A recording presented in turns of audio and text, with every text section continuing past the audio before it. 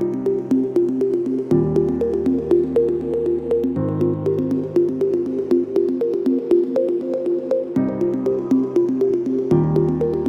Hello students, अभी हम फिर से आ चुके हैं क्लास 8 के एसएससी बुक का चैप्टर 2 का पार्ट 5 को लेके जो चुके हैं।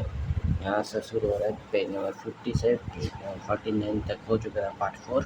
ये है पार्ट 5 का। तो चलिए इसको शुरू करते हैं। सब पढ़ना जल्दी से फटाफट कंप्लीट कर देते हैं।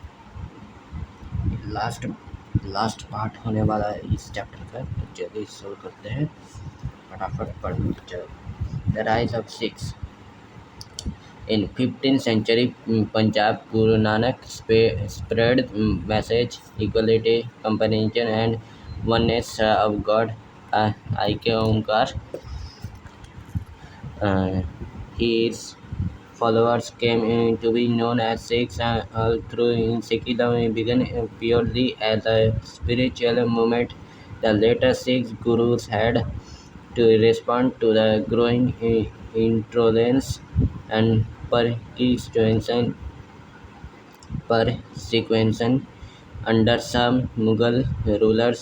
When Emperor Jahangir found out that Guru Arjan had supported his rebellious son, he had Guru Arjan tortured to death. He prompted Guru Arjan's son and successor Guru Hargobind to introduce martial training from a Sikh army which fought several battles against the Mughal forces. Don't miss out. In the context of this chapter, Punjab refers to vast region now split across India and Pakistan. The Sikhs sacred Guru Granth Sahib was first completed by Guru Arjan. Guru Tegh Bahadur's rhymes were added later. It stresses that was there is one God for all, who established the earth as a home for dharma and enjoys Sikhs to practice truthfulness, comparison,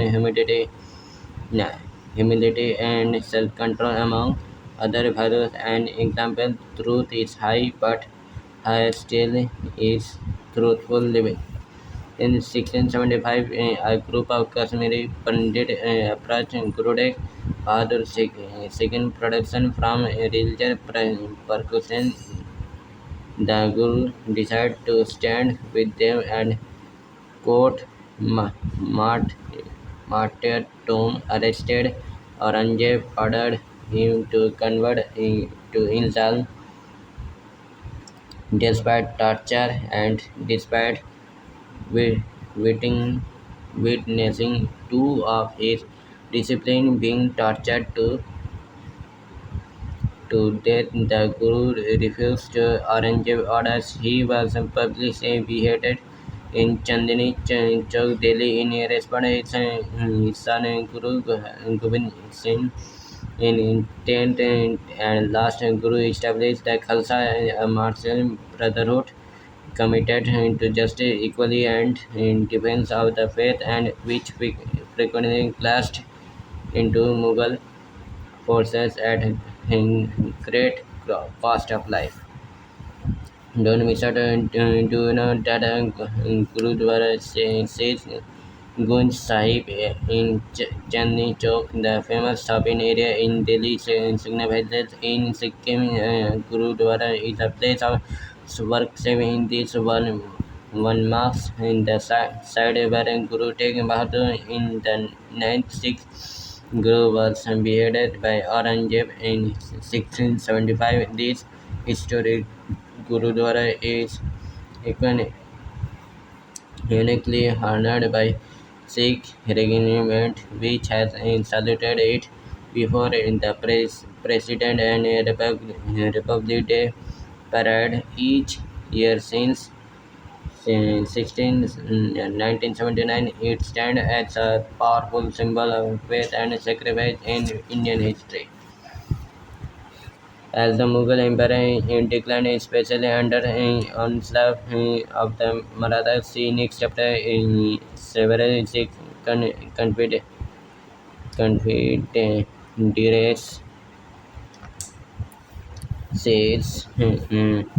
confederacies emerged in Punjab region. They were ultimately unified through the effort of Maharaja Ranjit Singh at the turn of the 19th century. Ranjit Singh's military acumen, diplomatic skill, and religious tolerance allowed him to establish a strong centralized Sikh Empire which spanned much of the northwest, including parts of Kashmir till the mid in 19th century. This empire registered both Mughal remnant and later British expansion in administration in India.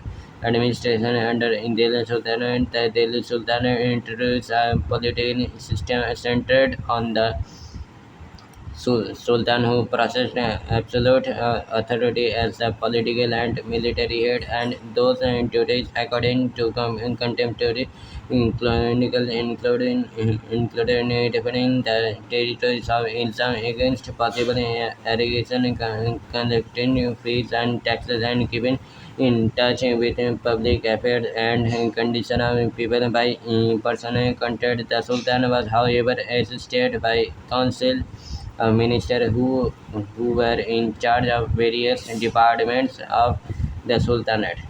One instrument of the administration was the Ikta system, in which territories were assigned to noble iqtidars to collect taxes, which managed expenses were supposed to go to the Sultan's treasury. They were needed in particular to maintain the army. The system created a network of local administrators loyal to the central authority, but their poets were not hereditary. While taxes were rebuilt on trade at every stage, and the burden felt most heavily on peasantry, and some contempt, contemporary accounts report considerable cruelty in extracting revenue from the land. The Mughal administrative framework aiming at greater control and efficiency. Akbar recognized his administrative machinery, and the Divan took care of finances, while the Mir Basaki looked after military matters, and the Khan-i-Saman was in charge of public works, trade, industries, and agriculture beside the royal household. The Sardar was responsible for justice, religious, and educational matters, such responsible for justice, religious, and educational matters, such ministers were assigned to each of empire's 12 provinces. Subhas, which was further subdivided with effective checks and balances enforced between government officials at the village level. Traditional structure of self-governance continued more or less undisturbed. Akbar also instituted the Mansabdari system, as Zulfazar recorded in his N.I. Akbar, which describes Akbar administrated Mansabdar officers according to their Mansabdari rank, were expected to maintain a precise number of elephant, horse, camels, as well as troops for the state.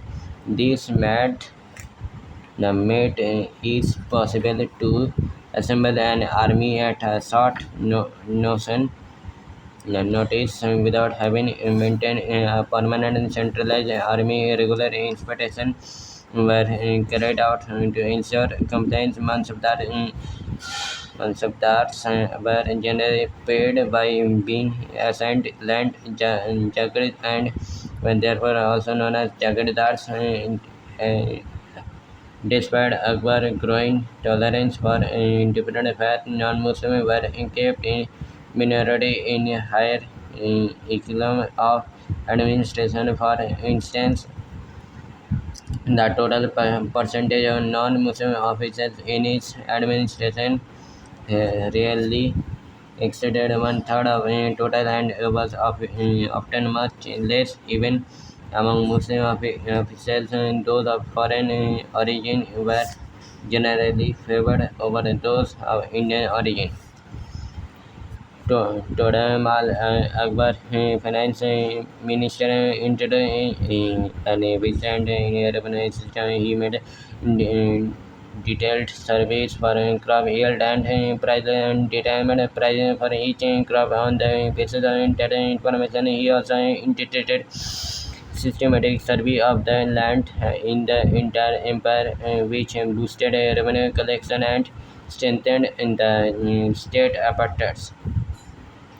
We will see a different kind of administration that of the Marathas in next chapter. People lives. Despite shifting political powers between the 13th and 17th century, India witnessed vibrant economic activity thanks to its arrogant foundation driven at artisanal industries, community-based and temple-based economics, and extensive trade network building and uh, decentralized economic and social systems such as Srenis, guilds, and jatis, professionally defined communities, and a system for credit. The subcontinent remained one of the wealthiest regions in the world. In the Sultanate period saw some progress in infrastructural works, uh, especially roads in North India, bridges, a few canals, and other irrigation works. And apart from the creation of new cities, all of which expanded considerably during the Mughal period, coins and several metals and denominations were introduced as currency. The Mughals were used in different systems with a repair of silver and dam of copper. Agriculture was the mainstay of the India's economy. We have already seen how rulers relied on region revenue to maintain their administration and military, typically extracting land revenue at one-fifth of the produce through some of the Sultan raised it as high as one of the expansion of irrigation system increased agricultural productivity allowing for the production of multiple crops including both rice, wheat, barley, pulses, sugarcane, spices, etc. and non-food items, cotton, which fed a thriving takes in production, silk, wood, dries, timber, juice, etc. Let us note the agriculture output varied from region to region and period to period. In the planetary suffered several sharp famines in this period with a really dependent upon a particular ruler benevolence apart from textile craft people made a wide range of production from weapons to utensils or to ornament and jewelry items, shipbuilding essential to river and overseas trades development considerably in those centuries. Indian goods were exported through coastal and riverside towns such as Calicut, Mangalore, Surat, Patnam, or Hooghly.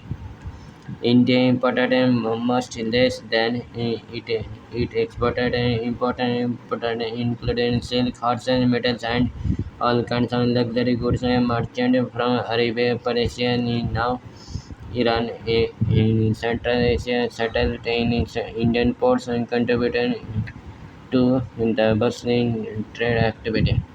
The Hundi system also enabled a merchant to transfer funds across political boundaries without physically transporting currency, making them less vulnerable to plunder. Trade communities such as Marwaris began adept at operating across different political regimes in developing a parallel system of credit and trust that function independently of official structures.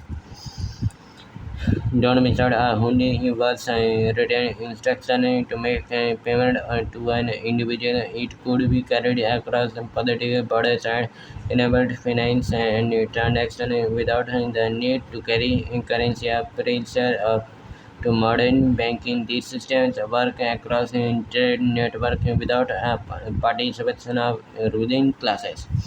Temple and centers economic activity. Many temples were more than centers for worship, learning, social interaction, or performing arts. They were also created ecosystem with bustling market, ruling classes donated land and wealth in Dana to temple that is held in trust by temple managers who developed community infrastructure or irrigation system, tanks, etc. In pilgrim accommodation in Dharamsalas and in Chitradam. Temple provided merchant with credit and funded internal as well as maritime trade.